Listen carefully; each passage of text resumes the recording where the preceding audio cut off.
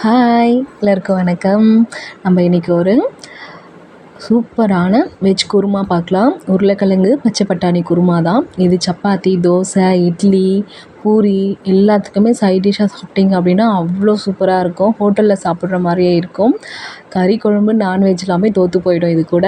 Okay, இதுக்கு தேவையான பொருட்கள் பார்த்திங்க அப்படின்னா 2 வெங்காயம், 2 தக்காளி, இஞ்சி பூண்டு பேஸ்ட்டு 1 ஸ்பூனு, அதுக்கப்புறம் வந்து பார்த்திங்கன்னா ஒரு 2 பச்சை மிளகா, கருவேப்பிலை, கொத்தமல்லி, அதுக்கப்புறம் வந்து ஒரு மூடி தேங்காய் கூட வந்து பேஸ்ட்டு அரைக்கிறதுக்கு வந்து சோம்பு கொஞ்சமாக, ஒரு பச்சை மிளகா வந்து போட்டு அதை நல்லா வந்து பேஸ்ட்டாக அரைச்சிக்கோங்க. அதுக்கப்புறம் வந்து பார்த்திங்க அப்படின்னா உருளைக்கிழங்கு வந்து நல்லா வேக வச்சு எடுத்து வச்சுட்டு நம்ம ரெடி பண்ண ஆரம்பிச்சிடலாம். ஃபஸ்ட்டு வந்து பார்த்திங்க அப்படின்னா நான் வந்து யூஸ் பண்ணியிருக்கிறது வேர்க்கடலை எண்ணெய் தான். அது வந்து ரொம்ப வாசமாக இருக்கும். வேர்க்கடலை எண்ணெய் கொஞ்சம் ஊற்றிட்டு அதுக்கப்புறம் வந்து பார்த்திங்க அப்படின்னா பட்டை, கிராம்பு, ஏலக்காய் இதெல்லாம் வந்து வாசனைக்காக சேர்த்துக்கோங்க. பிரிஞ்சி இலை 1 அது வந்து நல்லா பொரிஞ்சதுக்கப்புறமா அதுக்கப்புறம் கூட வந்து கொஞ்சம் சோம்பு, வெங்காயம் போட்டு நல்லா சாட்டேஜ் பண்ணிக்கோங்க.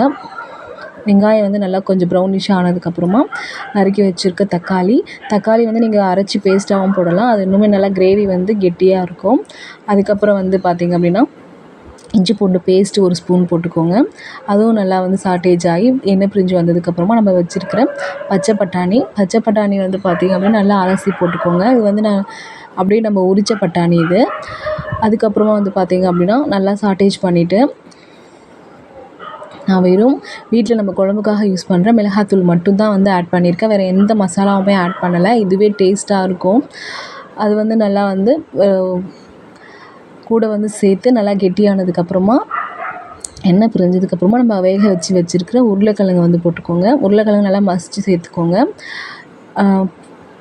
அதுவுமே வந்து நல்லா மிளகாத்தூளோடு சேர்த்து மிக்ஸ் பண்ணதுக்கப்புறமா தேவையான அளவுக்கு தண்ணி ஆட் பண்ணிக்கோங்க. தண்ணி வந்து பார்த்திங்க அப்படின்னா உங்களுக்கு கொஞ்சம் அதிகமாகவே சேர்த்துக்கோங்க. நம்மளுக்கு கிரேவி வந்து அப்புறம் ரொம்ப கெட்டியாகிடும். அதுக்கப்புறமா வந்து நல்லா ஒரு 5 மினிட்ஸ் 10 மினிட்ஸ் ஆனதுக்கப்புறமா நம்ம அரைச்சி வச்சுருக்க அந்த தேங்காய் விழுதை வந்து சேர்த்துட்டு நல்லா கலந்து விட்டுருங்க. ஒரு 5 மினிட்ஸ் வந்து கொதிக்கட்டும்.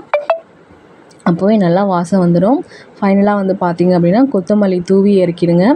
1 ஸ்பூன் வந்து நெய் விட்டிங்க அப்படின்னா அந்த டேஸ்ட் வந்து நல்லாயிருக்கும். அதுக்காக தான் இது வந்து சாப்பிட்டு பாருங்கள். பூரி கூட இந்த குருமா வச்சு சாப்பிட்டிங்க அப்படின்னா அவ்வளோ டேஸ்ட்டாக இருக்கும். நம்ம வீட்லேயுமே இன்றைக்கி பிள்ளைங்கள்லாம் வீட்டில் இருக்கிறதுனால பூரி சப்பாத்தி செஞ்சு அதுக்கு தொட்டுக்கிறதுக்காக தான் இந்த குருமா. அவ்வளோ டேஸ்டியாக இருந்துச்சு.